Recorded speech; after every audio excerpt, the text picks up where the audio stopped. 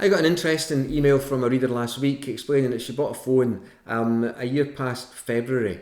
And something it started going wonky in December, but she didn't do anything about it in December. She waited till last week to do something about it. She took it back to the retailer, and the retailer said, "I'm sorry, it's just outside its 1 year manufacturer's warranty, so there's nothing we can do about it." So she phoned me and said, or she emailed me and said, "Can you help me?" And I said, "Yeah." What I would do to start with is send it back to, or take it back to the iPhone shop and say to them, "Can you tell me whether you thought the fault was inherent in this phone? Because if it is, then you've still got a claim against the retailer."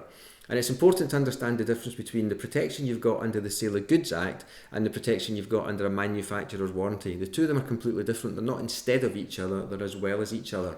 The manufacturer might give you a warranty for 12 months, but the Sale of Goods Act legislation, the Sale of Goods protection actually lasts for up to 5 or 6 years depending on whether you buy the goods in Scotland or England.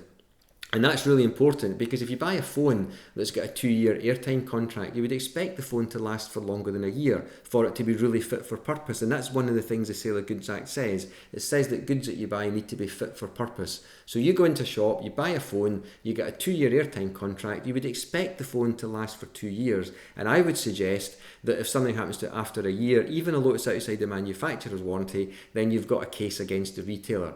What you need to be able to show is that there was something wrong with the phone when it was purchased. And the way to do that is to say, as happened in this case, is to say to Apple, who are the manufacturers, do you think the fault was inherent in this phone? I.e., do you think the fault was there at the time this phone was purchased? And in this case they said yes, and I'm very happy to report that the lady got a new phone and everybody's really happy.